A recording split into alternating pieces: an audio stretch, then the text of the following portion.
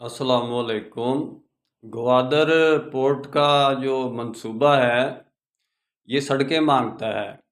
यानी ग्वादर ग्वादर के साथ जितना भी पाकिस्तान का इंटरनल ट्रैक्स है, मंडियों का, तिजारती मंडियों का, दूसरे तीसरे जितने भी बाई एयर वहाँ यानी कि जाने का रास्ता और दूसरे तीसरे रास्ते सारे जो है ना वो ओपन होने चाहिए।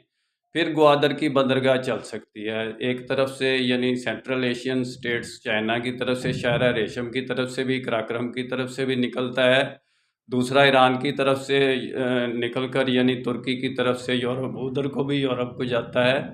तो वो तमाम ट्रैक ग्वादर का एक ऐसा ट्रैक है कि यानी इसको समझें कि आप ये पूरी वर्ल्ड को एक दूसरे से मिलाता है। बहुत से कॉन्टिनेंटल को आपस में एक दूसरे से सफ़र को कम करता है, फासलों को कम करता है और वक़्त बचाता है, और उसमें पाकिस्तान का बड़ा फ़ायदा है। जैसे मिस्र को नहर सुवीज़ से आमदन होती है, वैसे हमें ग्वादर से आमदन हो सकती है। मेरा काम इस्लामिक वर्ल्ड की अमन और यूनाइटी का है। इंशाल्लाह डिटेल में बात फिर होगी। निस्बत वहदत खिदमत खैर के साथ। अल्लाह हाफ़िज़।